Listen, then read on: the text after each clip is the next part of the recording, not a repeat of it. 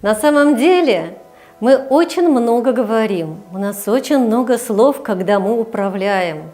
И многие наши нотации, слова, фразы можно заменить одним жестом, двумя жестами.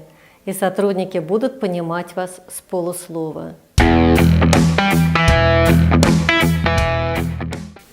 Арат, здравствуйте. Здравствуйте. Спасибо, что дали нам возможность снимать в вашем театре. И если вы расскажете про какие-то интересные приемы управления оркестром, актерами, то это будет очень полезно нашим зрителям. Моя профессия, наверное, интересна тем, что, по сути, это невербальное общение с людьми посредством жеста. Не часто можно встретить такую профессию, одна из уникальных. Собственно, руководитель слова, он руками водит. То есть это как раз про дирижера. Он руководитель процесса. И если на репетиции есть возможность остановиться, сказать что-то словами, подправить, что зачастую и делается, то на спектакле или концерте такой возможности нет. И нужно, если что-то вдруг пошло не так, выходить с помощью жеста. И есть специальные жесты, которые понимают? Да, конечно. То есть дирижерские руки – это вполне конкретные символы. То есть дирижер представляет, не случайно этому учится долгие годы и посвящает этому огромное количество часов в классе, в консерватории, занятия дома и потом непосредственно на репетициях. То есть мы совершенно не можем себе представить ситуацию, когда человек, даже будучи, скажем, первоклассным скрипачом, пианистом, вокалистом, габаистом или кем угодно, выходит и в одночасье становится дирижером. Это профессия, которая обучается долгие-долгие годы. И я, как и многие другие дирижеры, прошел именно такой путь, получая высшее образование в консерватории, не одно, а даже два.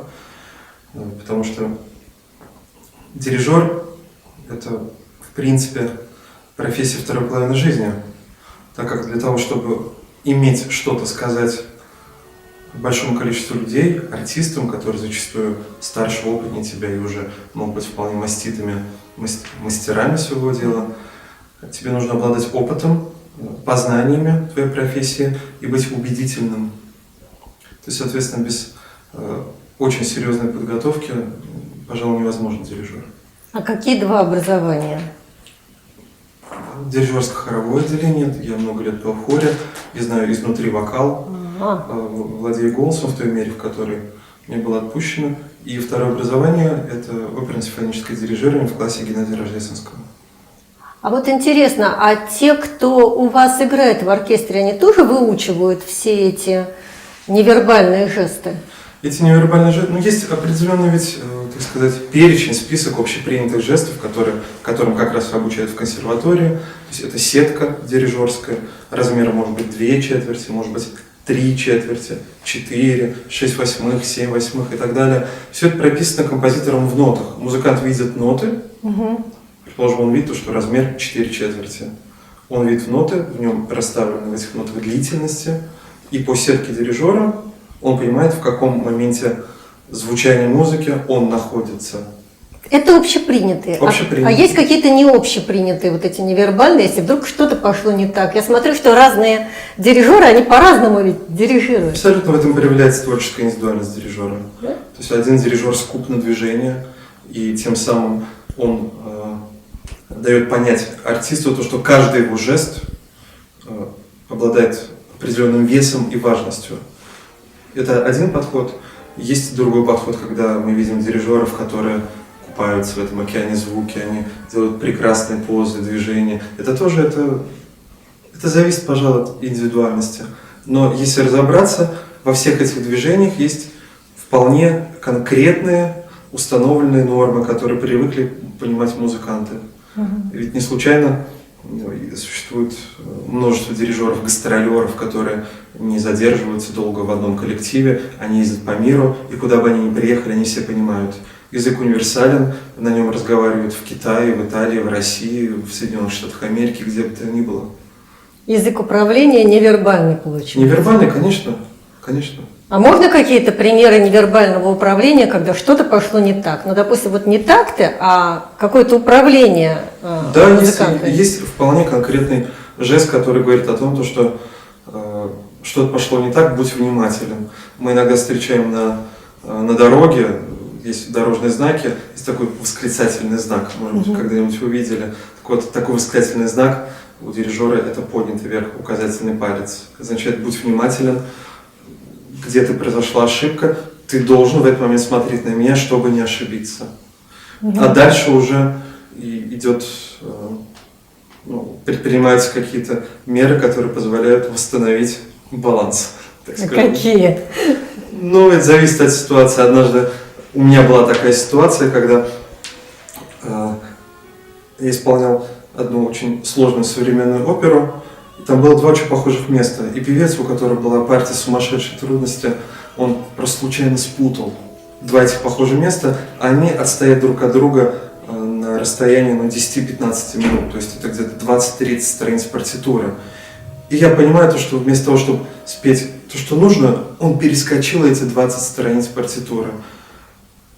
И те музыканты, которые находились в оркестре, они, кто-то успел сообразить, что что-то пошло не так, а кто-то не успел.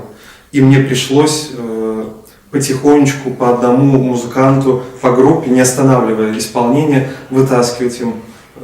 Приходил шепотом говорить: буква К, 4-й такт, переходим туда, и по одному вот так вот. То есть процесс не был остановлен, слушатель ничего не понял, поскольку музыка была очень сложна, и, так скажем, опера не классическая была.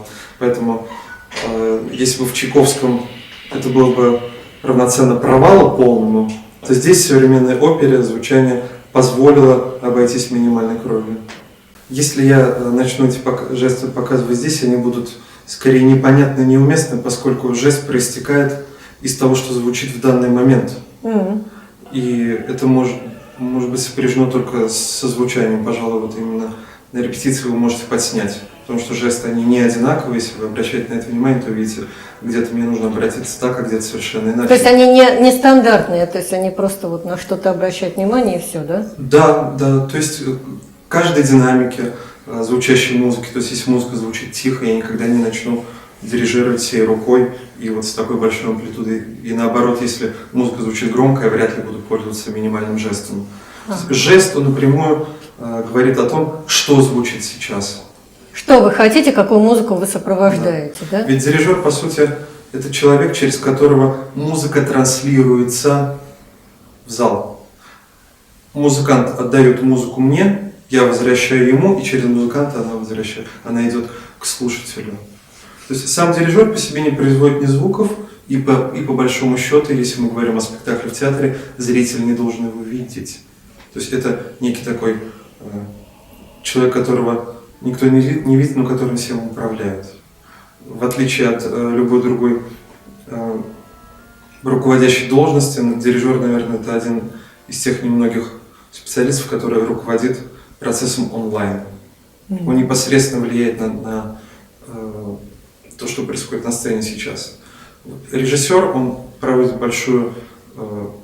огромную часть работы, но она заканчивается именно тогда, когда слушатель в зале, а актер начал действовать. Здесь режиссер уже не может влиять на процесс никаким образом. Разве что за кулисами делать какие-то подсказки.